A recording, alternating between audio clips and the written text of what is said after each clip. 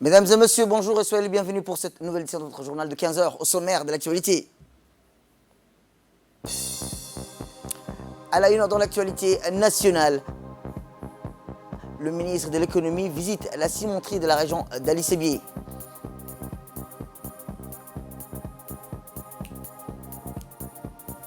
Et enfin, dans l'actualité internationale, vaste coup de filet international contre le crime organisé. Opération Cyberpolice. C'était les titres. Merci si vous nous rejoignez. Je vous le disais dans le titre, le ministre de l'économie et des finances continue sa visite après sa visite du Fonds de développement économique et les institutions sous tutelle. Une démarche en vue de redynamiser ces institutions. Direction Ali Sébié hier matin. Accompagné par son staff, mais aussi du préfet et du président du conseil régional, ils ont effectué une visite à la cimenterie de la région d'Ali Sébié. À son arrivée, le ministre des Finances et de l'économie a été accueilli à grande pompe par les hauts responsables et les employés. Rappelons que cette visite a commencé par la plantation d'arbres, illustrant une vision non pas économique de la cimenterie, mais aussi au respect de l'environnement. Ainsi, toute la délégation a été invitée à planter un arbre. Dans sa visite, le ministre et la délégation ont passé en revue les différentes phases de ce gigantesque complexe industriel, du concasseur, de la matière première, à l'atelier, d'ensacher du ciment, en passant par les silos, les trémiers, les broyeurs de boulets, les silos de stockage, la salle de contrôle, le tour de préchauffage ou encore le four de cuisson et bien d'autres endroits perdus dans cet immense complexe. L'argentier de la République s'est intéressé sans se ménager à tout le processus conduisant à l'obtention de la précieuse poudre qui est le ciment. Il convient de rappeler que cette usine, véritable fleuron de l'industrie, est dans sa phase 2 et 3. Le ministre de l'économie et des finances a eu tout plaisir de parcourir le terrain sur lequel s'étale cette usine, arpenter les longs couloirs, empruntant les escaliers et les voies sinueuses où exécute, tout en recueillant des explications de la part des responsables indiens, des lieux, des chefs des sections et services. Pendant les longues heures, le ministre de l'Industrie n'a laissé aucun détail lui échapper jusqu'à son arrivée à l'atelier, dans la Sage.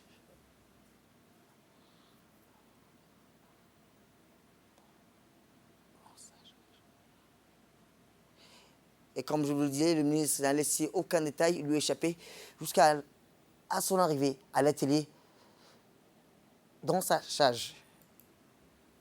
Par la suite, cette journée chargée, le ministre de l'économie et des finances s'est entretenu avec les sages et les régions de la région, dont notamment les chefs coutumiers, les okals, mais aussi les personnels de l'usine. Rappelons que cette rencontre d'échange avait pour objectif d'écouter les préoccupations de la population à Séjouk. Ces derniers étaient très enthousiastes par cette venue des hauts responsables de l'État dans leur localité. Ils ont accueilli le ministre en digne fils du terroir par des paroles poétiques de bienvenue. Eh bien, s'exprimant au micro de la presse, le ministre de l'économie a déclaré être animé par un sentiment de joie et de fierté d'avoir visité ce joyau, ce fleuron. La fierté, a-t-il dit, d'avoir cette grande unité industrielle dans notre pays et qui n'a rien à envier aux grands cimenteries du monde. Plus loin, le ministre a tenu à souligner que la cimenterie d'Ali Sébié est la première industrie lourde du pays. Elle représente, a-t-il ajouté, à elle seule 200 emplois directs et plus de 250 emplois indirects.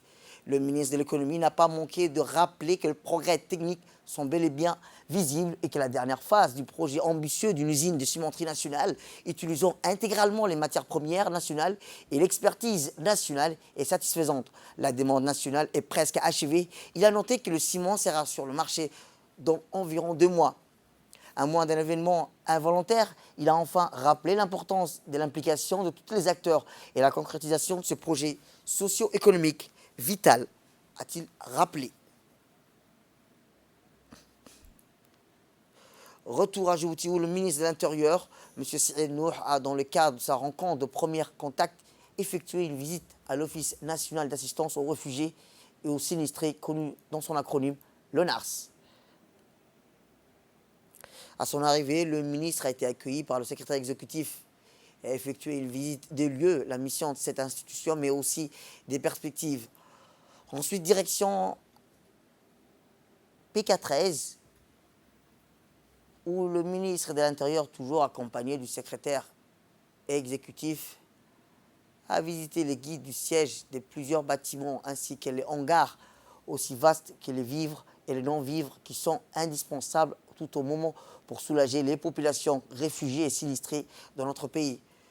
Fondé en janvier 1979, l'Office national d'assistance aux réfugiés et aux sinistrés compte plus de 40 années et de loyaux services et à mettre en œuvre la politique migratoire, surtout l'accueil et la prise en charge des réfugiés et des sinistrés. Et depuis sa création, le NARS a toujours vu ses rôles et missions prendre de l'ampleur à mesure que notre pays offrait la gîte et le couvert aux populations réfugiées et les sinistrés qui affluent sur notre sol. Autre actualité, la ministre de la Femme et de la Famille, Mme Bouna Ousmane Adena, a reçu aujourd'hui dans son cabinet l'ambassadeur de France à Djibouti, M. Arnaud Guillou. La visite du diplomate français s'inscrit dans le cadre de la prise de contact des membres du nouveau gouvernement pour la continuité du travail déjà entamé à l'élargissement des voies et moyens de leurs partenariats respectifs. Était présente à cette rencontre la secrétaire générale du ministère de la Femme et de la Famille, Mme Anissa Hassan Bahdon. Cet échange riche entre le ministre et l'ambassadeur était une occasion de faire un tour d'horizon et des différentes coopérations bilatérales autour des programmes en cours et voir les perspectives dans d'autres activités ou en projet pour le développement afin d'améliorer les conditions de vie des concitoyens. La coopération de la France et la République de Djibouti en matière du genre présente des avantages notables et nécessite encore un pas en avant vers ma femme au cœur du développement économique. Et toujours la ministre de la Femme et de la Famille a reçu ensuite dans son cabinet la coordinatrice du système des Nations Unies, Mme Barbara Menzi.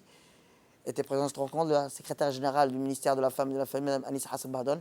Après les présentations, les félicitations de sa conduite au poste du ministre dans un nouveau portefeuille, la coordinatrice du système des Nations Unies a déclaré que cette visite de courtoisie s'inscrit dans le cadre de la collaboration du ministère de la Femme et de la Famille et le système des Nations Unies. Ils ont discuté de l'harmonisation, la synergie, les actions des agences des Nations Unies pour arriver à des résultats probants, efficients. Les actions qui devront être menées en perspective seront orientées vers le rôle de l'acteur qui doit jouer la femme dans son épanouissement. Depuis, la cohésion familiale, sociale, culturelle devrait être la multisectorielle à développer rapidement. Eh bien, autre actualité, la ministre des Affaires sociales et de la Solidarité, entourée de ses plus proches collaborateurs,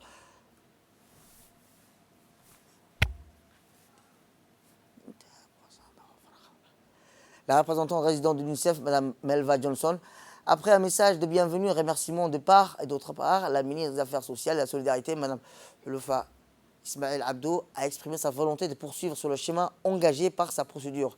La responsable onusienne,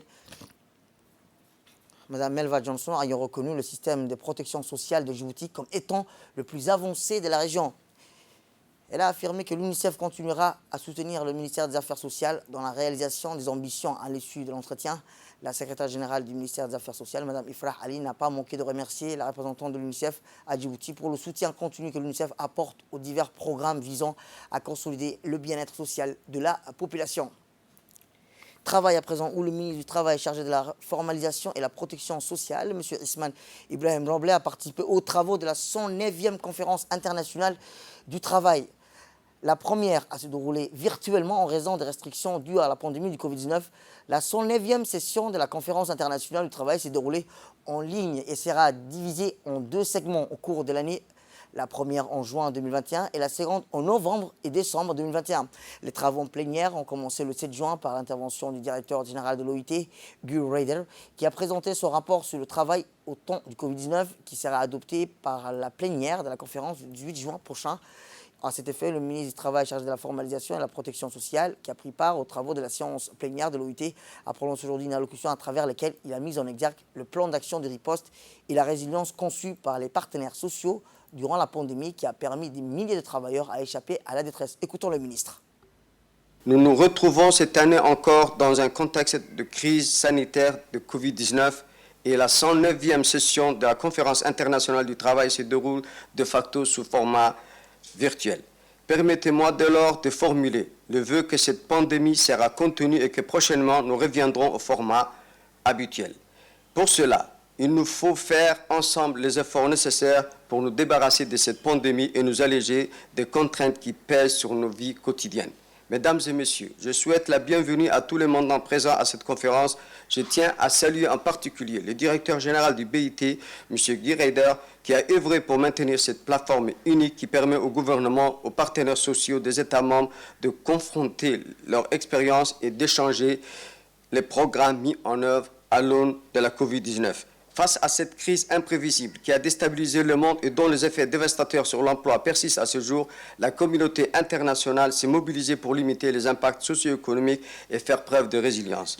En témoignent les avancées réalisées dans le domaine sanitaire. Au prix des gros efforts, des vaccins sûrs ont été développés en un temps record. Mesdames et messieurs, les autorités djiboutiennes ont promptement réagi à la crise et réussi à maintenir la confiance. Le dialogue social et la concertation avec les partenaires sociaux a permis de concevoir un plan d'action de riposte et de résilience qui se décline en un train de mesures urgentes adoptées pour soutenir les secteurs impactés. Autre actualité, le ministre de la Santé s'est déplacé aujourd'hui sur le site de 3 centres de la capitale, voir le centre de développement communautaire. La ministre de la Culture s'est déplacée dans le centre communautaire, le centre de développement communautaire de Hajdidi et le centre de développement communautaire de carte 3 et le centre de développement de carte 5, accompagné par la directrice de la jeunesse, Mme Kaltoun Aïdi Hussein, la directrice des CDC, Mme Ruqia Hassan, ainsi que le conseil technique, Mme Asli Ahmed Hussein. La ministre de la Jeunesse et de la Culture, Dr Hibo Moumin Assoui, a commencé cette visite de prise de contact au centre de développement communautaire de Hajdidi. Après un accueil chaleureux de bienvenue, le chef de centre a invité la ministre à une visite guidée des différentes installations. Cette visite de prise de contact a été marquée également par une belle présentation des jeux de judo, qu'affectionnement particulier des jeunes issus du quartier de ce centre. Ensuite, une présentation des programmes et organisations pour répondre favorablement à l'épanouissement de l'éducation et au divertissement des jeunes et moins jeunes. La visite s'est terminée par un échange entre la ministre et les représentants pour discuter des voies et moyens de diversifier les programmes. La ministre de la Jeunesse et de la Culture, Dr Hibo Moumin Assoui, s'est déplacée également au centre de développement communautaire de carte 3 où un accueil chaleureux lui a été réservé. Une foule composée d'animateurs, des membres des conseils de quartier, des élus et des bénévoles qui ont pris part à cette cérémonie. En profitant de cette occasion, le chef des centres a présenté les différentes activités culturelles et éducatives réalisées au cours de l'année 2021. Durant cette visite, la ministre a pu échanger avec les membres du conseil du quartier, les responsables des CDC sur le site et les améliorations à apporter. La ministre de la Jeunesse et de la Culture se réjouit des efforts consentis du centre de développement communautaire de carte 3 qui se distingue plusieurs fois des autres CDC de la capitale.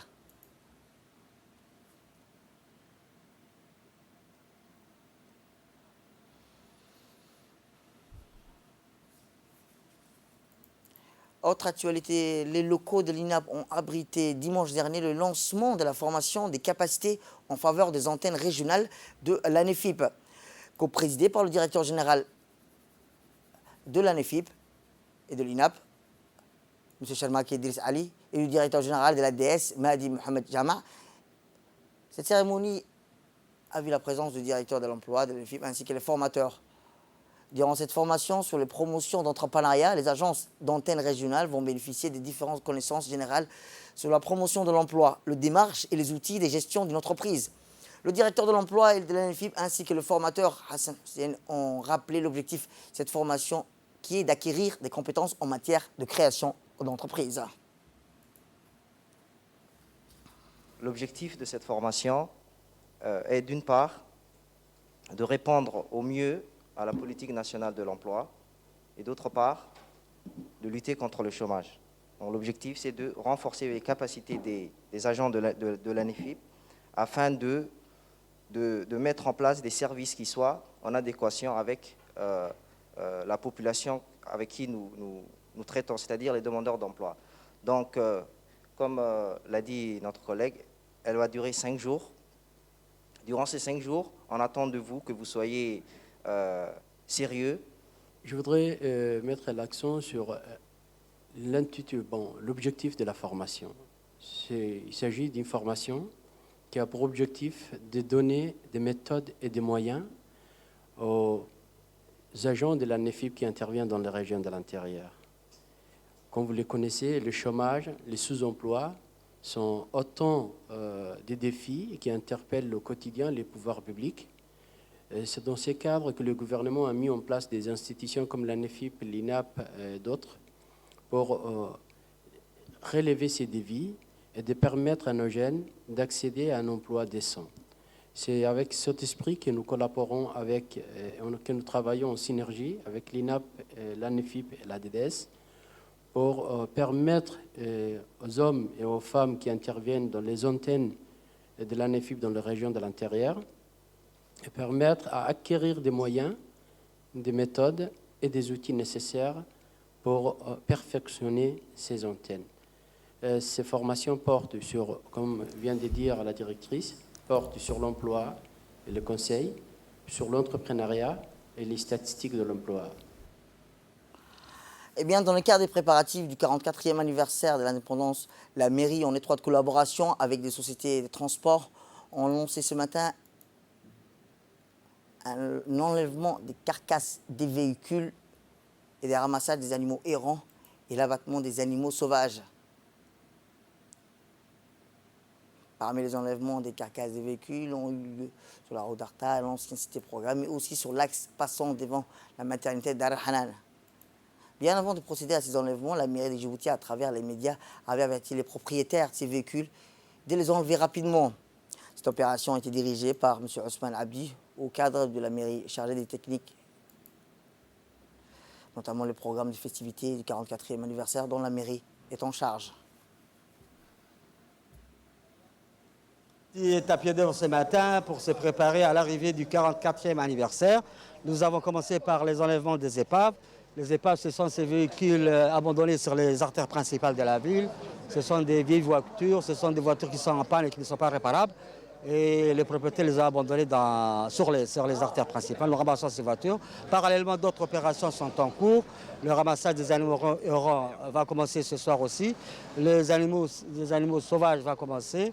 Le badigeonnage et le toilettage des artères principales est en cours de préparation également. Eh bien, toujours dans le cadre de la lutte contre le paludisme, une équipe des techniciens de l'Institut national de santé publique de Djibouti mène des activités de routine d'enmesement des poisons larvivores des types Gonzia au niveau de la grande retenue d'eau du barrage d'amitié djibouto-turc. Au PK23. Les moustiques, éventuelle multiplication des moustiques qui sont vecteurs des maladies infectieuses. Le lancement des poissons larvivores en milieu aqueux relève d'une stratégie proactive et efficace d'élimination pour anéantir les proliférations des larves et prévenir la multiplication des moustiques.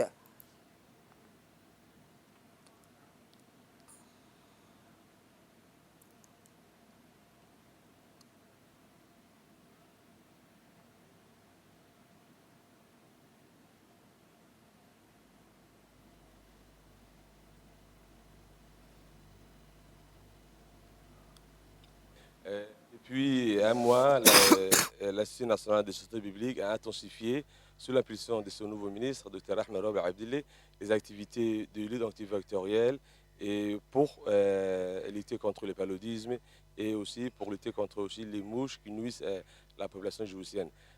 Tous les soirs, à partir de Maghreb, nous faisons des activités de pulvérisation spatiale pour lutter contre les moustiques. Et les matins, les équipes de l'Institut font la destruction de tous les gîtes larvaires recensés à Djibouti-Ville et à Belbala. Et aussi, au niveau des marchés, la lutte contre la pulvérisation des mouches. Aujourd'hui, nous sommes passés à une autre phase. L'équipe de l'INSPD, en collaboration avec le ministère de l'Agriculture, plus particulièrement la direction des grands travaux, ont ce matin fait une activité d'ensemencement des poissons larvivores appelés Gambusia au niveau du barrage de l'Amitié situé à côté de Ouéa. Eh bien, le 44e anniversaire des forces armées djiboutiennes a fêté au camp militaire de Tadjoura sous le commandement du colonel Ali Chem. Cette célébration a vu aussi la participation des autorités civiles, dont le préfet Hassan Dabali et des chefs de la police et de la gendarmerie. L'anniversaire de nos forces armées cette année également été célébré d'une manière inédite organisée avec un dispositif très restreint respectant des mesures strictes de sécurité en raison de la pandémie du Covid-19 qui a envahi notre pays et le monde entier. Après le salut de drapeau, le colonel Abdou Wassir Ben Mohamed a lu d'un ton solennel un long discours du commandant de l'état-major général des armées.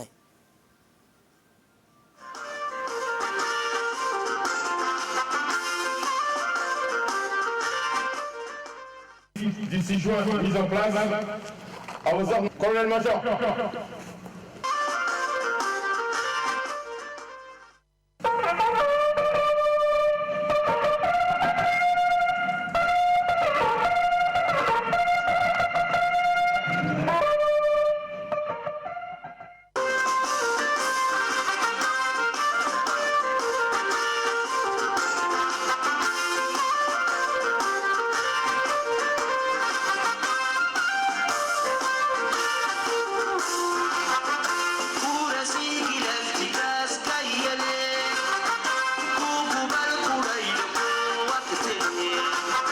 Présenté.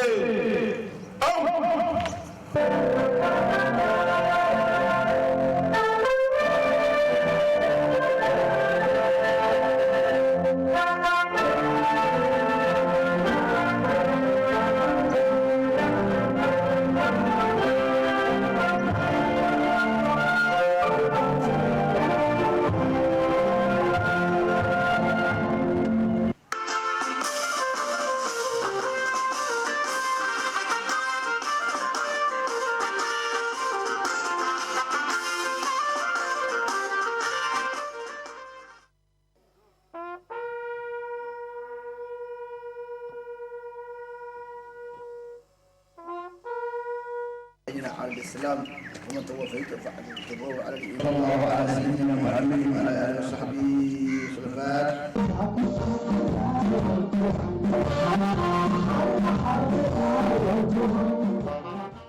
En ce jour du 6 juin 2021, nous célébrons dans la paix et la joie le 44e anniversaire de la création de notre armée.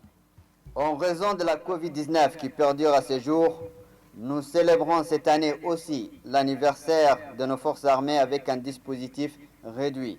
Nous saluons hautement les efforts soutenus dans les opérations de ratissage menées conjointement par les régiments du RIAT et du RIAO durant plus de 6 mois, malgré les moyens très limités, pour renforcer la surveillance et la protection de nos frontières. Fiers de l'engagement exemplaire et du sens élevé du devoir de ces deux régiments, le haut commandement militaire leur adresse ses vives félicitations. Par la grâce d'Allah et grâce à l'unité du peuple djiboutien, mais grâce aussi à la politique éclairée de notre président, son Excellence M. Ismaël Omar Guelleh, notre cher pays restera, Inch'Allah, un modèle de stabilité et de paix dans notre région. Je saisis cette opportunité pour exprimer en votre nom et en mon nom personnel nos chaleureuses félicitations et notre admiration à son Excellence Monsieur le Président de la République et chef suprême des armées pour sa victoire à l'élection présidentielle du 9 avril 2021. Direction Ali Sebier, où le 44e anniversaire des forces armées djiboutiennes a été fêté au camp militaire Bias sous le commandement du colonel Abdou Wassir Ben Mohamed. Cette célébration a vu aussi la participation du préfet de la région Moussa Adel Migeni, du président du conseil régional Omar Ahmed Ouaïs et des chefs du détachement local de la police ainsi que de la gendarmerie. L'anniversaire de nos forces armées cette année a été également célébré d'une manière inédite, organisé avec un dispositif, rappelons-le, très restreint, respectant des mesures strictes de sécurité en raison de la pandémie du Covid-19 qui a envahi le monde entier. Après le salut de drapeau, le colonel Abdou Wassir Ben Mohamed a lu d'un ton solennel le long discours du commandant de l'état-major général des armées, le général de corps Ahmed Zekri Cheikh Ibrahim.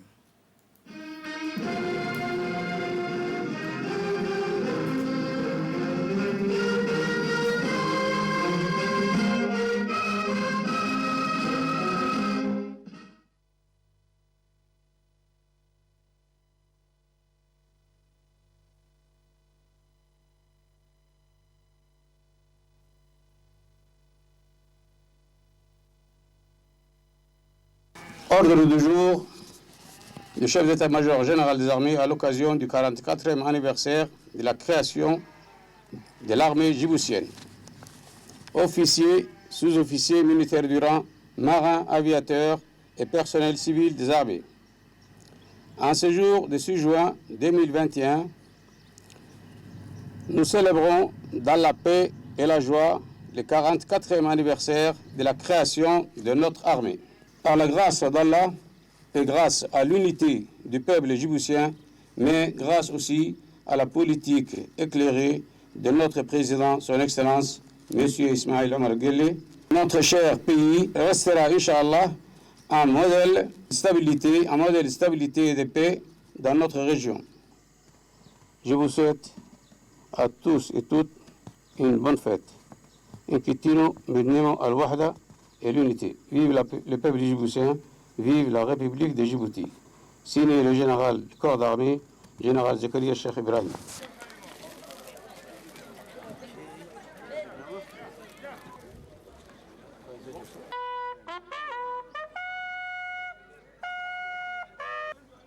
والسلام على رسول الله صلى الله عليه وسلم. اللهم اغفر لنا ذنوبنا وكفر عنا سيئاتنا وتوفنا مع الأبرار. اللهم ارحم شهداءنا يا رب العالمين. اللهم إنا نعوذ بك من البرص والجذام والجنون وسيء الأسقام. واجعل بلدنا بلدا آمنا مطمئنا وسائر بلاد المسلمين. آمين آمين وصلى الله وسلم على سيدنا محمد. Eh bien, toujours dans le cadre de la célébration du 43e anniversaire, les forces armées djiboutiennes installées à Douméra, dans la région de Bok, ont célébré l'événement. Les troupes issues des forces de défense et de sécurité installées à Obok ont pris part à cet anniversaire marquant en rappelant la création des forces armées djiboutiennes. L'événement a commencé avec un revue de troupes en présentant des autorités locales et des représentants de la population du secteur de Douméra frontalier avec l'Érythrée.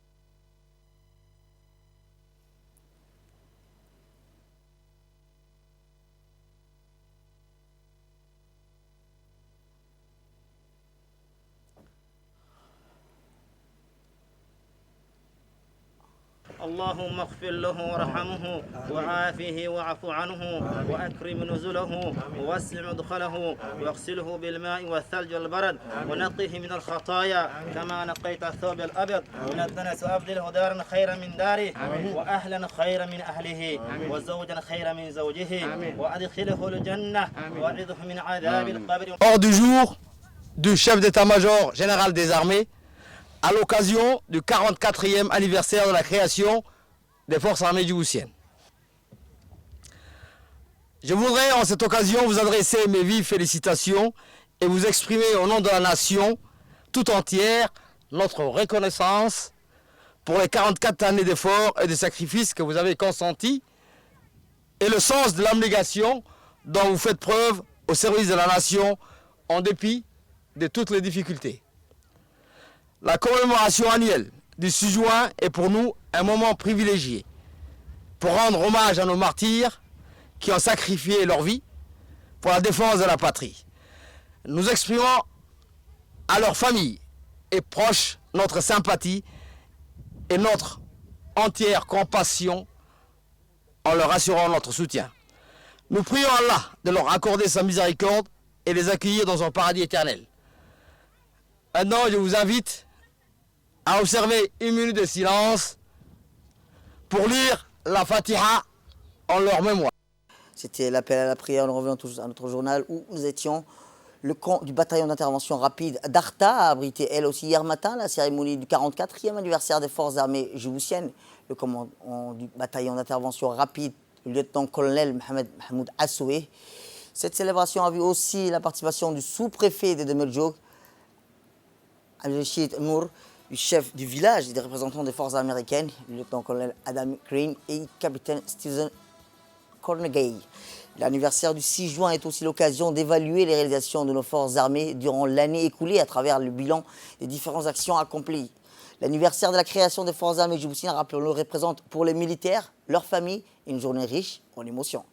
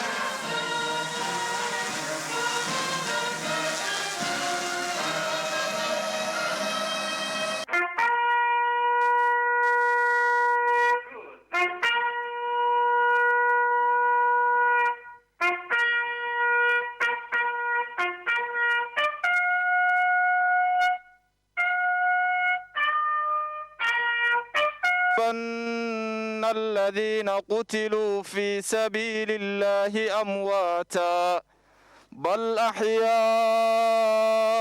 عند ربهم يرزقون أموات إنك قريب مجيب دعوات وصلى الله وسلم على سيدنا محمد فاتح.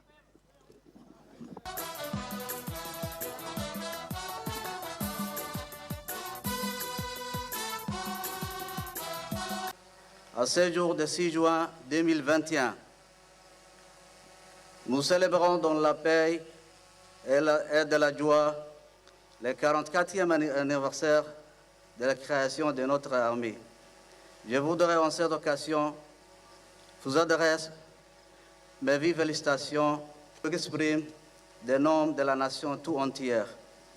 Notre reconnaissance pour les 44e année d'efforts et de sacrifices que vous avez consenti et le sens de l'obligation dont vous faites preuve au service de la nation. En dépit de toutes les difficultés, la commémoration annuelle de 6 juin est pour nous un moment privilégié pour rendre hommage à nos martyrs qui ont sacrifié leur vie. Direction Hol-Hol, où elle a aussi, à l'instar des autres corps et formations des forces armées djiboutiennes, la cérémonie commémorative du 44e anniversaire de la création des forces armées djiboutiennes s'est tenue à l'école militaire du président Goulet de Hol-Hol, sous le commandement du lieutenant-colonel Mohamed Jama' Qayad. Cette cérémonie effective très restreinte à cause de la pandémie du Covid-19 a été honorée par la présence du sous-préfet sud et du pays, en l'occurrence Mahdi Aden Chiroua, du représentant du conseil régional d'Ali Sebieh Moussa Miguel. À son arrivée et juste après les honneurs militaires, la lecture de l'ordre du jour du chef des corps de l'école militaire de Hol-Hol, le lieutenant-colonel Mohamed Jama' Qayad a procédé au dépôt des gerbes à la mémoire de tous les vaillants et martyrs soldats tombés dans l'exercice du devoir, la défense de la nation et de l'ordre républicain. C'est devant une troupe de jeunes soldats de l'école que le lieutenant-colonel Mohamed Jama' Qayad a procédé à la lecture de l'ordre du jour du CMK.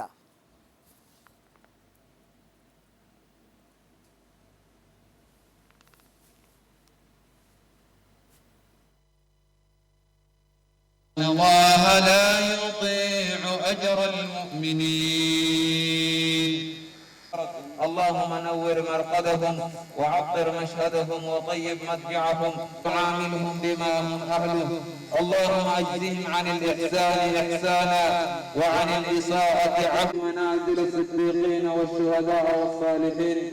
اللهم آمين آمين آمين. الفاتحة.